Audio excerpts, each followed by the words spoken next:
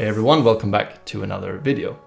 I'm making pretty good progress on my short film, and in this episode I want to record some voices for my characters using this setup that we have here.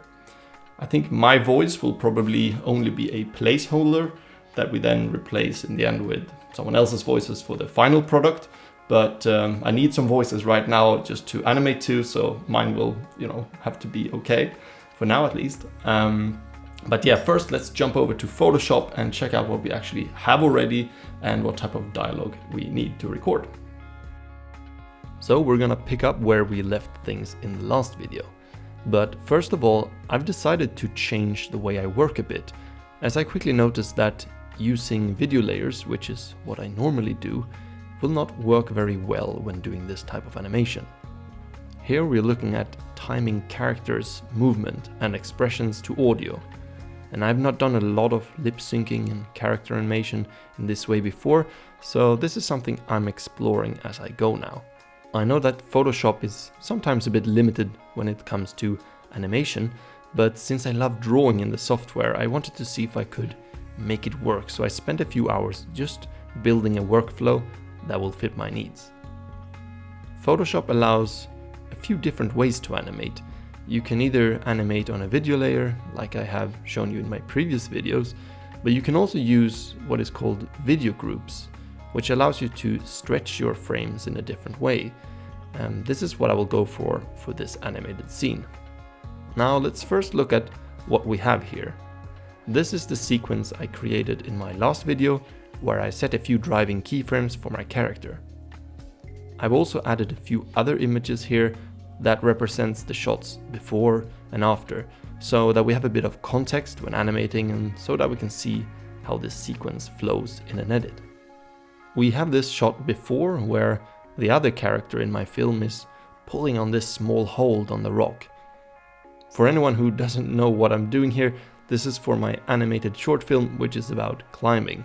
So this is a sequence that will be part of that film. You can check out my other videos to get a bit of context.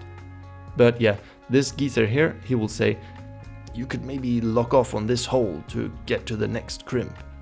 So that's his line. Then we cut to his mate going over the moves of the climb while standing on the ground. And while mimicking these moves, he says, "Yeah, but then you might have to go dynamically to the one after." He stretches his arm out. Then we cut to a close-up of his face and he says, "This could be the crux," which basically means that this might be the hardest move on the boulder problem, which is what they're looking at. If you don't know anything about climbing, that's okay. This will make sense when it's all in an edit.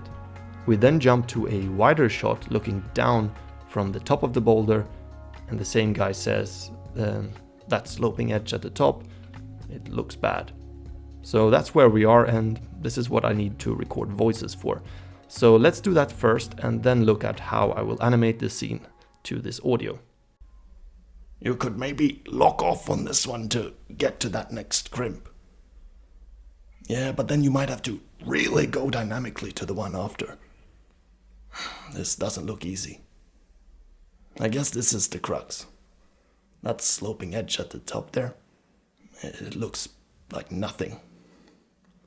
That sloping edge at the top there, it's like nothing." Alright, so that's me trying to get into character. Now the first thing I'll do is to edit and treat this audio a bit so it sounds a bit more like it's outside, and we can put on some background nature noise to it. "You could maybe lock off on this one to get to that next crimp."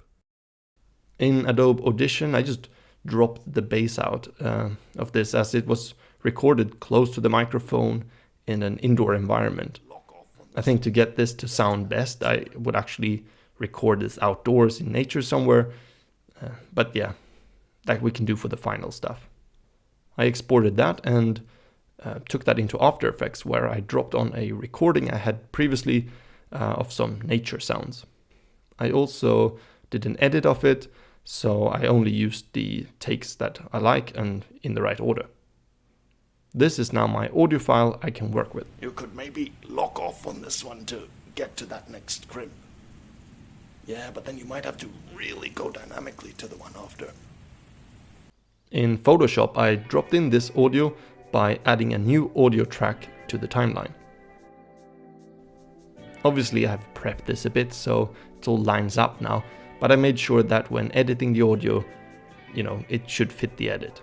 But I can make each of these clips here longer or shorter if I want. Now let's have a quick look at how these video groups work.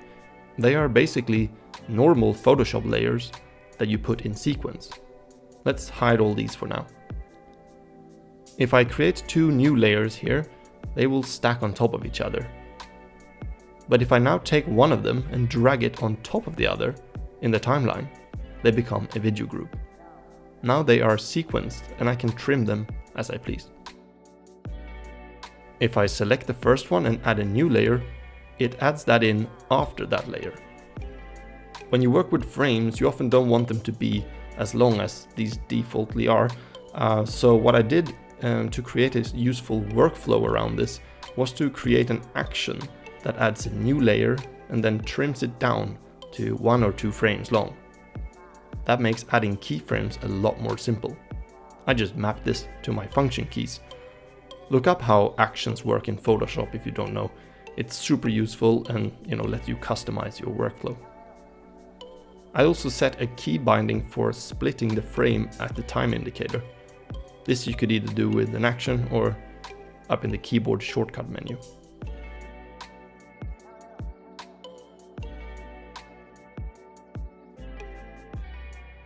The difference between the video groups and using video layers is that I can hold on specific frames for a long time, where a video layer would not allow me to do that.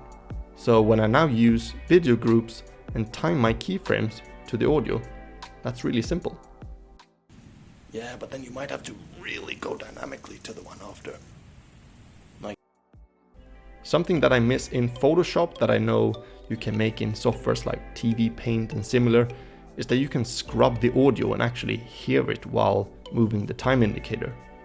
That would be awesome if Photoshop had that, but since we can only hear it when it's playing back, I will have to work around this in some way. Being able to scrub the audio would allow me to see exactly at what frame a certain mouth shape would be needed. So to compensate this in a way, I decided to be a little bit creative. I took the final edited audio file and open it in Audition. You can do this in any other software that allows you to see a timeline with a relatively large waveform in. I then screen recorded the audio playing back fully. I took that recording and brought it into After Effects, where I created a composition that matches the frame rate I have in my Photoshop animation file, which for me is 12 frames per second. You can do this in 24 frames per second too if you are working on ones and so on. I'm working in 12 FPS for this film, so that's what this composition will have. I made sure it lined up with my audio file so it's timed correctly, and then I wrote out the different characters that represents what I would think are key mouth shapes for those specific frames. So playing that back, it looks like this. You could maybe lock off on this one to get to that next crimp. Yeah, but then you might have to really go dynamically to the one after. I guess this is the crux. That sloping edge at the top there, it's like nothing. I rendered that and dropped it into my Photoshop timeline. I made sure it aligned to the beginning. Now we have direct feedback with a waveform for each frame that also tells us what mouth shapes will be needed. I would love to have the option to scrub the audio, but I'm quite happy to work with this method. Now we can watch it back and see what we got. You could maybe lock off on this one to get to that next crimp. Yeah, but then you might have to really go dynamically to the one after. I guess this is the crux. That sloping edge at the top there, it's like nothing.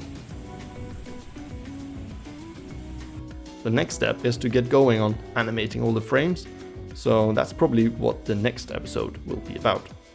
Let me know if you have some fun workflow tips when animating in Photoshop. Drop that in the comments below if so. I think this is it for this video.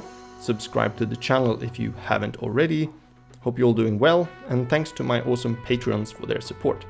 I'll see you in the next one. Bye.